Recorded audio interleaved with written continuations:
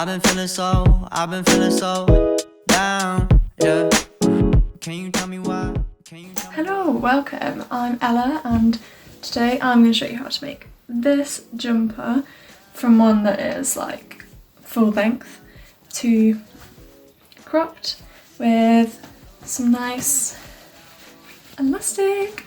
I've made so many of these because these full zip jumpers are really easy to find in the charity shop, so they're in abundance. Make the most of them. Obviously you can't unzip all the way, but what you can do is use it like it was a quarter zip. You can just throw it over rather than pulling it on like a cardigan. It's pretty easy. I hope you enjoy this little video. This is like my first video talking and stuff, so let's hope it goes well. Yeah, enjoy.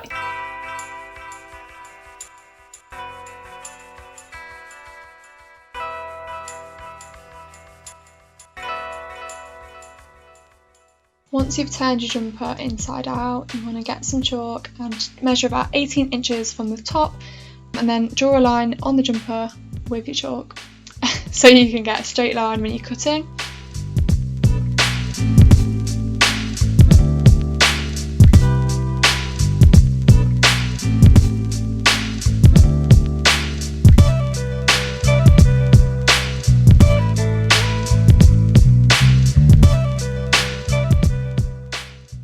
This is me picking the stitches on the pocket to make it come off, because obviously we don't want it with the cropped top vibe.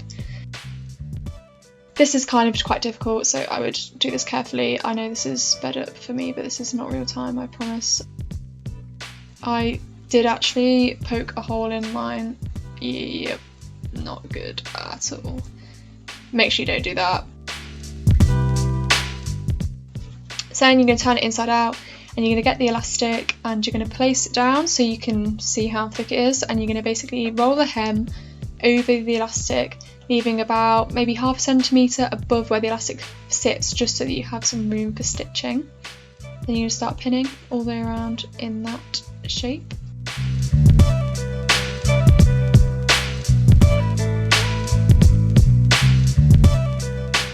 Now I'm going to deal with this big zip, which you don't want to fold it underneath because it's really bulky, so you're basically going to cut it off. Yes, this might fray, but oh well. Next, you're going to start threading your machine. If you don't know how to do this, there are so many videos on YouTube showing you how, but one of my tips which helped me is always get the bobbin turning right before you put it in.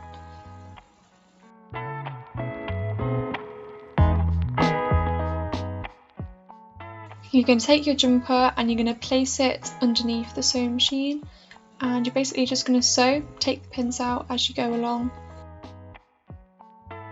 Watch your fingers, make sure you hold it down and try to feed it through, but don't pull it through.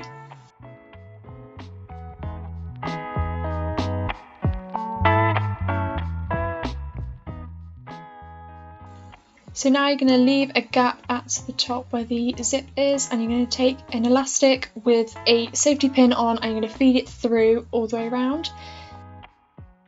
Next, you're going to pull the elastic out and secure them together with a pin. Make sure that they are flat and that the elastic isn't twisted at any point in the jumper. Put the elastic under the machine, and you're going to use the zigzaggy kind of formation here, so you go forwards and then backwards until it creates a secure fastening on your elastic.